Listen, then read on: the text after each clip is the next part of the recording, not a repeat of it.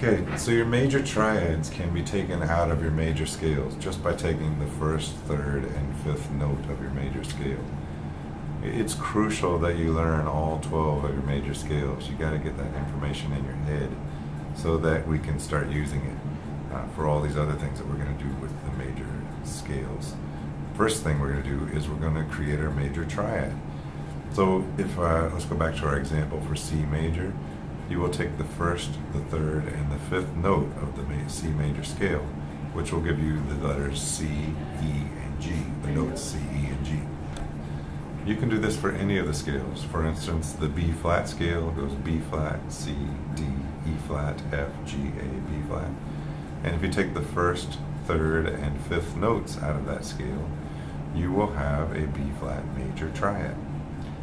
Now, these scales on the piano, or these triads on the piano, take a variety of shapes. And here is a helpful memory device to help you get the shapes in your head. If the three notes are straight across, they just go straight across all white keys, then you are going to be, if you have a major triad that's all white keys, the root of those triads are going to be C, F, and G. Meaning, for instance, C, we've already started with C, E, G is the major triad. It goes straight across, so therefore it's going to be the first diagram here, all white keys, C, E, G. If you start on F, you get F, A, C. Those are the first, third, and fifth notes out of the F scale. And if you go to G, you have the first, third, and fifth notes are G, B, and D, which gives you the G major triad. Now additionally, there's one scale, one major triad where they go straight across that's not white keys. And that is if you start on F sharp, which can also be called G flat. If you have an F sharp major triad, it's going to be F sharp, A sharp, and C sharp. And if you have a G flat major triad, it'll sound just like the F sharp one, but you have to name it differently: G flat, B flat, and D flat. So it's interesting that the notes in all of these triads are going to be every other letter out of the alphabet. For instance, C, E, G. C is going to skip D and go to E, C, E, and then you'll skip F and go to G, C, E, G. And you will always have letters on your triads that use that same issue of like skipping a note to go to the next letter, because it's a stack of thirds. So every other letter will be present in your naming of triads. Okay, so we have the ones that go straight across. The C major triad is all white keys. The F major triad is all white keys. The G major triad is all white keys. The F sharp / G flat major triad is all black keys.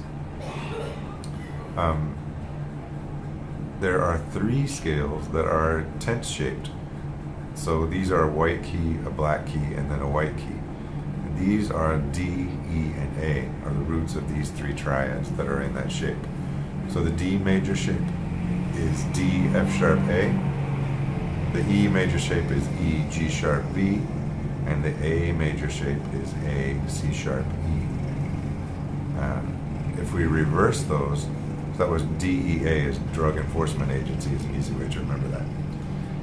If you lower each of those a half step, so we have D flat, E flat, and A flat, then we get these V-shaped triads. These are all major triads that are V-shaped. D flat, F, A flat is the D flat major triad, shaped like a V. E flat, G, B flat is the E flat major triad, also shaped like a V or black, white, black. And A flat, C, E flat is the last V-shaped triad. So we have now covered 10 out of 12 of the major triads that you have to remember. If you can remember them categorized by shape, I think it's pretty easy to remember them. The last two, numbers 11 and 12, are B and B flat, and they don't quite fit in. They're unique, each of them, in shape for the major triad. The B major triad is B, D sharp, F sharp, and the B flat major triad is B flat, D, F. And you just have to remember those because they don't group with any others, except that they are mirror images of each other across the horizontal plane. I think that should help you memorize. You got to get all these 12 major triads locked into your brain. They help you outline the scale, give you a little helpful reminder of what each scale looks like. But they also are just the foundation of so much other stuff we're going to do. You need to get these memorized in flashcard speed. And there are some helpful exercises on the website to help you do that on Blackboard. Look to your discussion board for more information about that.